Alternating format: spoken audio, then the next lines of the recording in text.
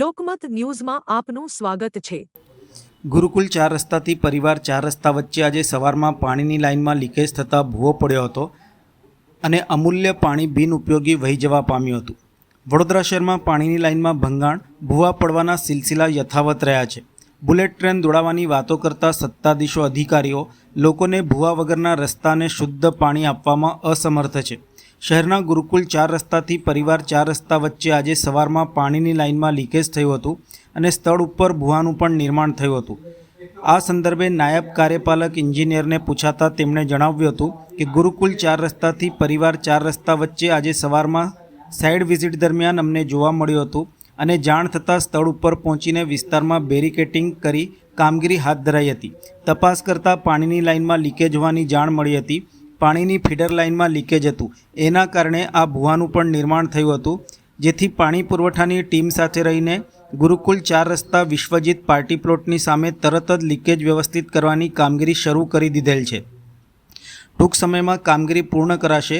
એક તરફ પાણી માટે લોકો આંદોલન કરી રહ્યા છે, ત્યાં અમૂલ્ય પાણી બિનઉપયોગી વહી રહ્યું છે। તે સંદર્ભે અધિકારીને પૂછાતા તેઓએ જણાવ્યું હતું કે લાઇન જૂની હોય જર્જરિત થઈ ગઈ છે, હાલમાં તાત્કાલિક કામગીરી કરાશે।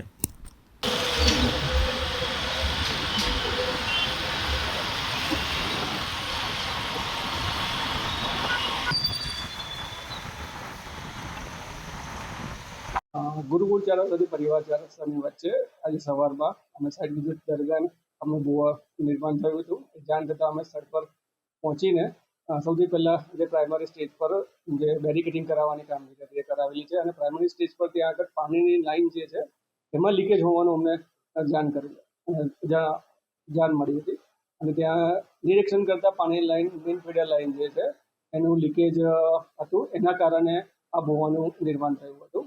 એટલે અમે અમારી પાણી પુરવઠાની ટીમ અને અમારી સાથે રહીને ત્યાં આગળ ગુરુકુલ 4 રસ્તા રૂક્ષ્મણી પાર્ટી પ્લોટની સામે તરત અને લીકેજ દુરસ્તી કરવાની કામગીરી શરૂ કરી દીધેલી છે અને ટૂંક સમયમાં એની કામગીરી પૂર્ણ કરવામાં આવશે। પાણીનો ગરમ યોગ્ય તો નથી, પણ અત્યારે જૂની લાઈન જે છે એટલા માટે જર્જરિત થઈ ગઈ છે, એટલે એટલા માટે ત્યાં આગળ એ લીકેજ નું નિર્માણ થયું છે, જે હાલમાં હવે તાત્કાલિક દુરસ્તીની કામગીરી શરૂ કરી। આ